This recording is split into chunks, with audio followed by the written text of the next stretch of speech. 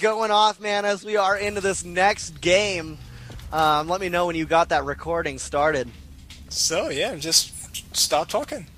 All right, everybody, welcome, and thanks for joining us here at the Competo Cup. We are here in the semi-freaking finals as a Beastyqt is spawned up at the top of Xel'Naga Caverns as the yellow Terran here, going for a SimCity style build already. Looking at JaXx, he is spawned down at the bottom of Xel'Naga Caverns as the green Protoss, and Beastyqt currently sitting on 1-0 in this best of 3 series.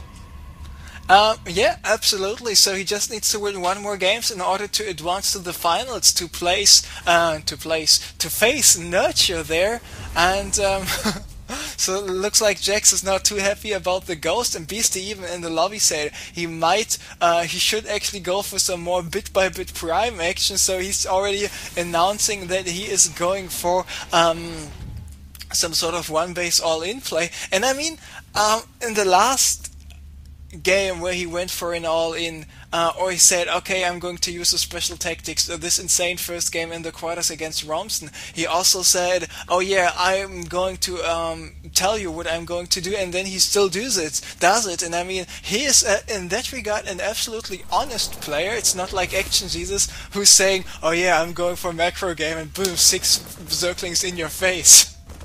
Yeah, no shit. So Marine just took out the scouting probe here by JaXx. Now the question is, did the scouting probe see the command center introduction? And yes, he did. So here Marine took out the probe, Beasty saying Marine's overpowered. And I was playing some team games with the Beasty a couple of days ago, and then we were playing.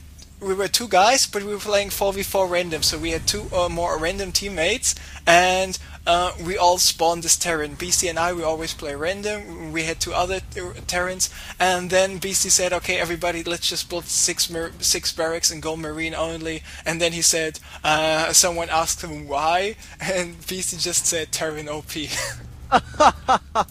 What a response there. Let's go ahead and take a look at it. There is a natural expansion going down right now from JaXx, as he does have only the one gateway. So he went with the 1 gateway Cybernetics Core expand build here, as he is pushing across the map with his first Stalker and Zealot to do a little bit of possible aggression. There's no way he's going to be able to climb the ramp because this bunker is down, but he will be able to scout and see what's going on, and maybe he'll just hang out and wait for Beastyqt to move that command center orbital command over into his natural. There is a factory now going down from Beastyqt here, so I don't know, man.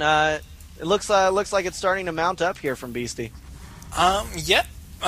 Absolutely. I'm not really sure where he is going with his factory. Does he want to go for some super delayed cloaked banshees? Actually, I would not have thought so. Maybe he wants to get out some Marines pretty fast, or he's just going for some transition to go for some Marine siege tanks once again, like he did in the last game on dual side. I have actually no idea. I mean, he is just constantly building more and more SCVs, still having the orbital command here in his main base.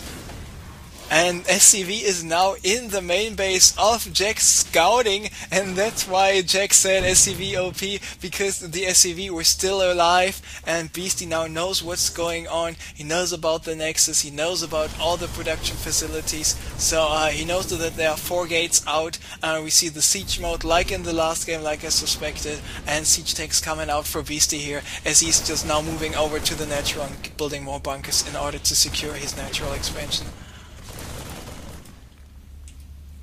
So, in addition to that, we already also have the combat shield for the Marines right now. We see reactors on the barracks number 2, because in the barracks number 1 he needs to go for those researches, and he is going for the combat shield before the before the stim pack. And this is a really smart thing to do, because he's not going to attack pretty soon, but in terms of defending, the combat shield is actually the better upgrade to have, because just imagine a Marine with a stim will be on 35 HP, but a Marine with a combat shield will be on 55, which is nearly double the amount of HP. And in order to defend against like Stalkers and Zealots and stuff, combat shield is the way better upgrade to have. And looks like we see JaXx about to attack pretty soon here. That's right, he has finished up the Warp Tech and now getting that hallucination ability and throwing down that forward pylon, sending in a couple of these stalkers to do a little bit of a poke, a little bit of scouting, and take out one or two of those SCVs. Here comes the warp in now from JaXx. Let's go ahead and take a look real fast in JaXx's base. He does have 5 gates up and in Warp Gate tech. No Robo facility as of yet, but Beasty now moving this SCV around the back of the grassy knoll area. We'll go around and not actually see that forward pylon. And JaXx is actually on 6 gates, so he wants to go for an MC style of attack. Just go 6 gateways, sentry heavy, put up some nice Guardian shields, put up some even nicer force fields to prevent some repairing here on the bunkers. Beasty got 2 tanks out, now there's the 3rd sieging up here on the high ground, and he's continuing with the siege tank production. Now building a missile turret in order not to allow a full surround, especially on the bunker on the right side. He's got the supply depots to prevent the zealots from charging in there at the front. He's building another command center, and with his command center in production, he's basically denying more possible surface area for the zealots. Some hallucinated immortals are here, and there we go. And now he's moving in, SCV's moving down over to the bottom of the ramp as well. Force fields being placed, the bunker's still alive, and those immortals, even though they are doing a good job, it's still staying alive. But now the attack has been denied, and the siege tank just did too much damage. And Beasty going with, I see what you did there. He was completely aware of it. That's why he went for insane turtle mode. But look at JaXx. He's not just yet giving up, taking out the siege tank on the left side, taking out more of those gateway units as well. But still, he lost a couple of units, and supply 63, 72, pretty much the same still.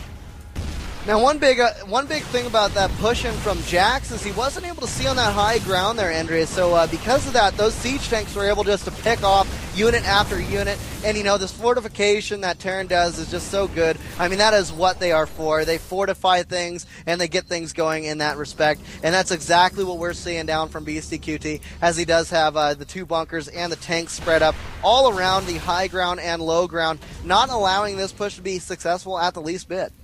Yeah, and this is really interesting. I mean, he's got the hallucination ability. He could have easily warped in a void ray, hallucinated a void ray, just to have some vision on the high ground, taking out the siege tank. And yes, the siege tank with their splash damage, of course, especially against those clumped up sentries, do a lot of damage. But it was really, really smart by JaXx, because I was a little bit confused, because I saw some hardened shields on the immortals, and looks like the hardened shields abilities for the immortals also works on the hallucinations, and this was a really, really good thing. But still, it was not enough, because Beasty forget about the ninja turtles, it's the turtles here coming up by Beasty.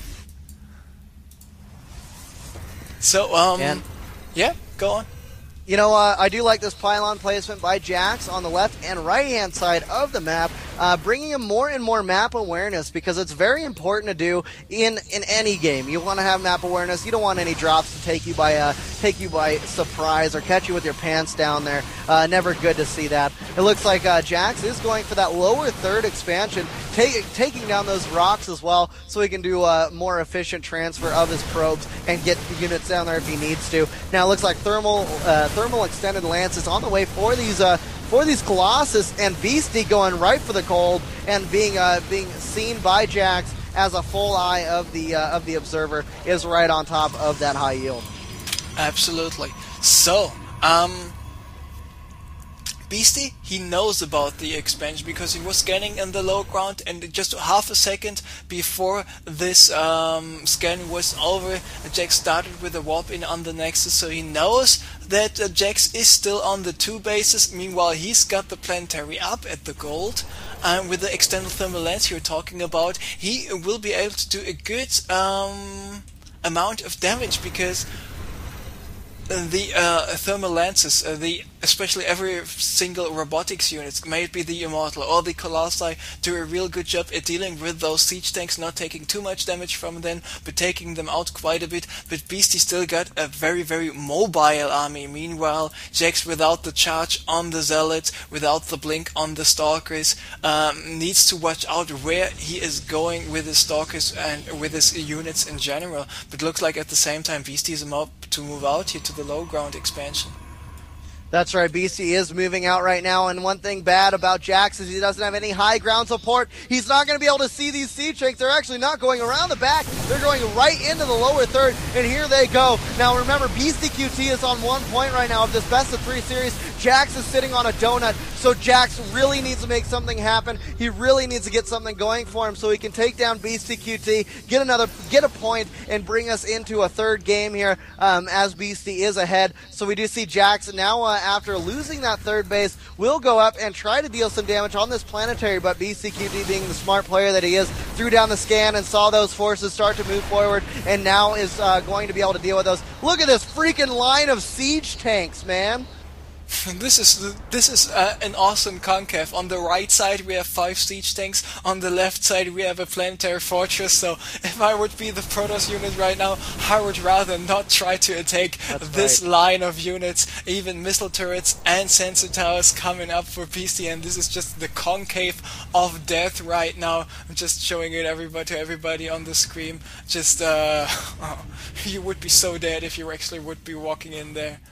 That's right. That's right. You better get those rape whistles ready, because it looks like JaXx is possibly going to do a little bit of a push, but I would definitely not recommend it. Here comes some Vikings going right over in the middle of that, as that Marine does scout out and see the high yield on the way down. From JaXx. JaXx is also rebuilding his third lower to try to get that up more efficiently, and going for those upgrades now. Level 2 attack upgrade is going down right now for the ground units of JaXx, as Beastyqt is currently sitting on +1/+1 for his ground units, and also going for the +1 on his air attack. Yeah, +1 he is getting, so looks like Anakin is slowing down the game. Maybe the force is not too strong with him.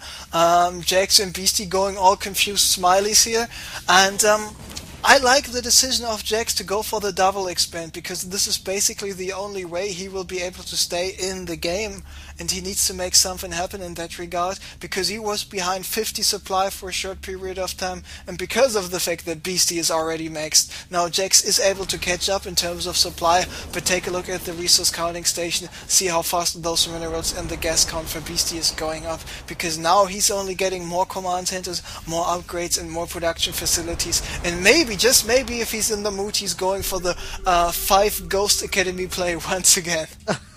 Well, man, he is sitting at 200, so he is full up on that supply, and it looks like JaXx getting there too. Oh, some ghosts come in, laying down some freaking sexy EMPs, taking down half of those forces' shields. Actually, now Beastyqt moving in. Actually, he only MP'd 6 Stalkers and no Sentries, no Zealots, no Colossi. But anyway, the tanks are sieged up, the Vikings are flying around, the Marinas and the Marauders just protecting the tanks here, and there's absolutely nothing, just nothing JaXx can do about it. He's at 196 supply, so maybe he's just avoiding the siege tank, going for the planetary and taking out the planetary. Could actually be a smart thing to do, but no, he's pulling back. Beasty unsiege with his tanks, and now Beasty is going for the low ground, and if the low ground expansion from JaXx is going down to the forces of Beasty, will be in a good position, but the tanks are all vulnerable right now, and the Colossi and the Zealots will be able to take out a majority amount of the tanks, but the Marines and the Marauders, and especially the Vikings, deal so much damage. JaXx just lost 100 supply in 5 seconds here. Oh, man, and it looks like he's going to continue losing. Oh, that Colossus gets away with 7 health. It's not going to help out much, because you know what? Beasty's got all these forces, taking out that lower third, scanning the natural, going to be going right in and dealing some heavy damage here. And look at those force fields go down. Not really the best, kind of blocking his own Zealots out there. And it looks like Beasty's going to go ahead and take the win on this one, man. Yeah, and he was dancing on the low ground, he's dancing at the natural, and maybe he will be dancing on the ceiling pretty soon as well. Hell yes. With this Nexus going down pretty soon. And Beast is just in a good situation, in a good spot to take out another Protoss player, but most of the time, like you personally know as well, is complaining about Protoss players. Nice fall sheets here in the main base, by the way. But now, as I spotted his Real ID broadcast for the day, he said in caps lock, nerf Zerg, so the real deal, the real threat, Nurture, the endgame boss, is awaiting him in a best of 5 finals here for the Competo Cup. That is a very, very good point here, and it looks like JaXx was able to battle that off and was able to defend, but I don't know, man. It still doesn't look good for JaXx. I mean, this is we can talk about the weather. We can talk about something else because this game is still over, even though he might have 4 Colossi and a lot of Zealots here in the mix. It doesn't matter because, like I said, yeah, this game is over, and there's basically nothing JaXx can do about it. Damn right, there's not. Damn right. And Beastyqt now getting that level 3 upgrade for his bio, getting the level 1 upgrade for the vehicles. That's, you know... Wanna know a fun fact? Yeah, what's that? Beastie has 1,400 times more minerals than JaXx. That is very, very true. And you know what? There's no way that JaXx can come back from this. He doesn't even have enough to produce anything at all. No harvester. He's got 12 out right now. They're only harvesting gas. And good luck against Nurture gets thrown out. Beastyqt is the victor, and he's going into the finals to fight the end game boss of Nurture in a best of 5 series here at the Competo Cup. So hell yeah, thanks for joining us, guys. And if you're ready to see these grand finals go down, join the chat, hang out with us, give us a hell fucking yeah in the chat. Right, Andre? Yeah, nothing to add. What he says. What he said, yep. Good point. Yeah. So, just waiting